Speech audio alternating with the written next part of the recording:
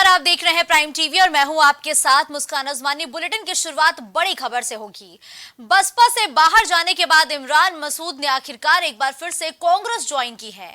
Congress join करने के दौरान इमरान मसूद ने कहा कि राहुल जी की यात्रा के बाद पूरे देश में परिवर्तन का एक माहौल बना है। इसका असर हिमाचल और कर्नाटक के चुनाव में भी देखने को मिला है। वही आज कांग्रेस में शामिल होने पर मैं हृदय की गहराई से धन्यवाद करता हूं। जिसके बाद यूपी कांग्रेस अध्यक्ष अजय राय ने कहा कि आने वाले दिनों में और भी नेता पार्टी से जुड़ेंगे और कांग्रेस 2024 के चुनाव से पहले और मजबूत होगी। मैं सबसे पहले अपने मजबूत साथी का, भाई का पार्टी में स्वागत करता हूं और निश्चित तौर से ये एक मजबूत व्यक्तित्व के व्यक्ति हैं और लगातार आम जनता की आवाज़, आम जनता की बात को उठाते रहते हैं। ऐसे व्यक्ति की हम सबको ज़रूरत थी और अपने परिवार में आए हैं। परिवार में इनका स्वागत है। जैसा भी हमारे प्रदीप भाई ने कहा कि राहुल जी की यात्रा के बाद से जो एक माहौल पूरे देश के अंदर बना है और उसका विशेष रूप से उत्तर प्रदेश के अंदर जो एक माहौल बन रहा है पूरी तरीके से, लगातार पूरब से लेकर पश्चिम, उत्तर से दक्षिण, बहुत ही मजबूत स्थिति आपके सामने आने वाली है। जिस हालात में हमने कांग्रेस को ज्वाइन करने का काम किया, क्योंकि राहुल जी की यात्रा के बाद पूरे देश में एक माहौल बना और मैंने दूसरी पार्टी में रहते हुए भी इस बात को कहा था कि राहुल जी परिवर्तन के वाहक हैं और देश की राजनीति के अंदर परिवर्तन लाने का काम करेंगे। और वो असर उसका हिमाचल के और कर्नाटक के चुनाव में दिखाई दिया, जब प्रियंका जी ने जाकर के प्रचार किया और प्रचंड बहुमत के साथ दोनों स्टेट में सरकार आई और अब 4 स्टेट में इंशाल्लाह और आने जा रही है।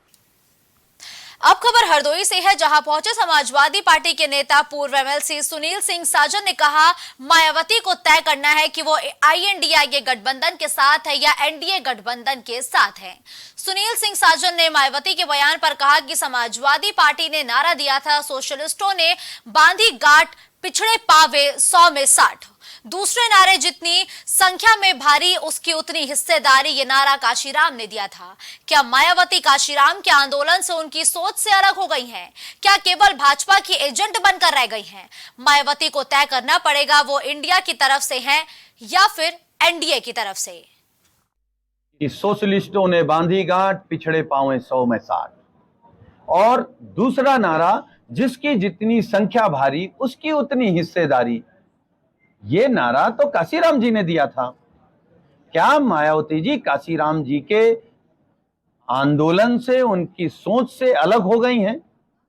क्या केवल भारतीय जनता पार्टी की एजेंट बनकर के रह गई हैं?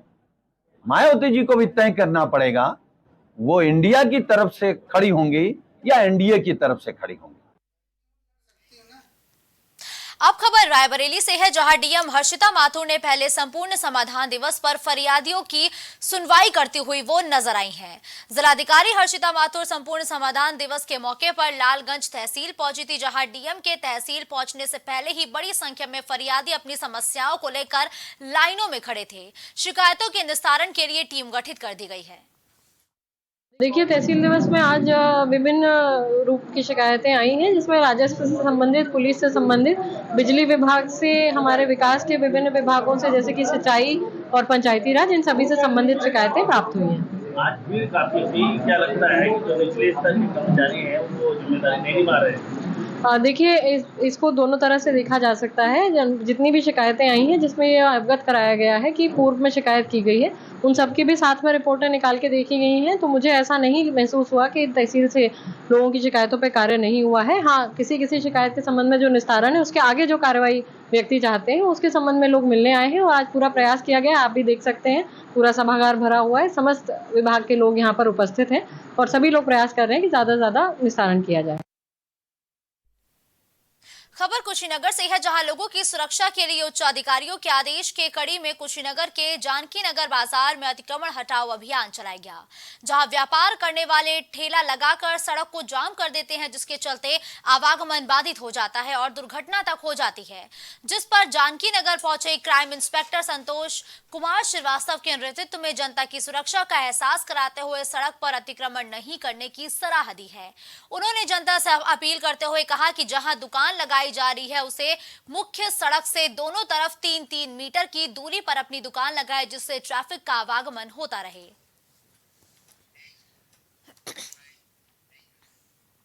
खबर अलीगढ़ से है, जहां सरकारी विद्यालयों की शिक्षा की पोल खुल गई है। बेसिक शिक्षा मंत्री के जिले में शिक्षा के दावों को धरातल पर खोखला पाया गया है। गरीबों को सरकारी विद्यालयों में शिक्षा नहीं मिल रही है, वहां सिर्फ शिक्षकों की दबंगई होती है, जिसके चलते लगातार शिकायतों के साथ वीडियो वायरल हो रहे हैं, लेकिन शिक्षा अधिकारी मौन है। साथ ही एक बिल्डिंग में एक ही कमरे में एक शिक्षिका 1 से 5 तक के छात्रों को एक साथ पढ़ाती हुई नजर आई है, जिससे साफ होता है कि शिक्षा अब मजाक बन चुकी है। 1 से 5 तक है और ये टाइगर लॉक पर है, काफ़ी पुराना स्कूल है और यहाँ पर एक ही कमरा है। इससे हम 1 से 5 तक के बच्चों को एक ही साथ बैठा के पढ़ाते हैं। लाइट है लेकिन कभी नहीं आती है, वैसे लगी हुई लाइट नहीं है। दिक्कत है, टॉयलेट करने की भी दिक्कत है, यहाँ बच्चों को कहीं कहाँ जाएँ, खेलने की व्यवस्था नहीं है। रोड का स्कूल है, 9 बजे का स्कूल है, बच्चे सुबह ही आ जाते हैं, बाई चांस कुछ बात हो जाए तो हमें दिक्कत हो जाती है। वैसे बहुत सारी दिक्कतें हैं और नाला भी है, बहुत सारी दिक्कतें हैं। ये कहाँ पर है? ये किस नाम से स्कूल है? ये स्कूल है KPS 29 कन्या बेसिक कन्या पाठशाला संख्या 29 के नाम से है। तो कितनी टीचर है? 2 हैं, एक हेड है, एक में शिक्षा मित्र हूँ। किसी चीज़ की सुविधा नहीं है? नहीं, सुविधा नहीं है यहाँ पर। तो कौन कहाँ से बच्चे पढ़ने आते हैं, कहाँ से? बच्चे पीछे से मेन रोड से आते हैं, सुरक्षा विभाग से इधर रोड पार करके आते हैं, भीमा नगर से, सूत मिल से, तो दिक्कत होती है। छोटे छोटे बच्चे हैं, रोड पार करके देखो वो अभी आए हैं छोटे से बच्चे, तो छोड़ने आते हैं, लेने आते हैं। दिक्कत तो काफ़ी है, अभी कोई बात हो जाए तो फिर दिक्कत तो आती है, बहुत सारी दिक्कतें हैं। आप सरकार किस तरह की मांग करते हैं? नमस्ते भैया, नमस्ते। सरकार से किस तरह की मांगे करते हैं? हमारे बच्चों को व्यवस्था हो जाए, इनका खेलने का फील्ड हो जाए, टॉयलेट की व्यवस्था हो जाए, पानी की व्यवस्था है, बहुत सारी व्यवस्थाएं हैं। हमारे बच्चों को कोई दिक्कत नहीं हो, खाने की जगह भी नहीं है कि एक ही कमरे बैठा के पढ़ा रहे हैं। अगली खबर बुलंदशहर से है, जहां शनिवार की सुबह अपने सहकर्मी की शिकायत लेकर एक युवती SSP कार्यालय पहुंची, जहां पीड़िता ने अपने सहकर्मी पर गंभीर आरोप लगाते हुए गुहार लगाई कि पीड़िता के साथ एक निजी अस्पताल में काम करने वाले नीरज ने न सिर्फ पीड़िता के साथ हाथापाई की, बल्कि उसके साथ छेड़छाड़ भी की। SSP श्लोक कुमार की अनुपस्थिति में मौजूद अधिकारी ने पीड़िता से प्रार्थना पत्र लेकर आरोपी के खिलाफ कार्रवाई का आश्वासन दिया है। मेरा नाम उस्मा, आप SSP ऑफिस आई हैं प्रार्थना पत्र लेके, क्या हुआ आपके साथ? जी, कल ऐसा हुआ था, हम CM ऑफिस गए थे हॉस्पिटल के रजिस्ट्रेशन के लिए। वहाँ नीरज आ जाता है, वो उसका हॉस्पिटल चला रहा है, यशोदा हॉस्पिटल। वहाँ के उसने हमारे साथ बदतमीजी, गाली गलौज, मार पिटाई करी, छेड़खानी करी उसने, और कहने लगा रजिस्ट्रेशन नहीं होने दूंगा बिल्कुल भी।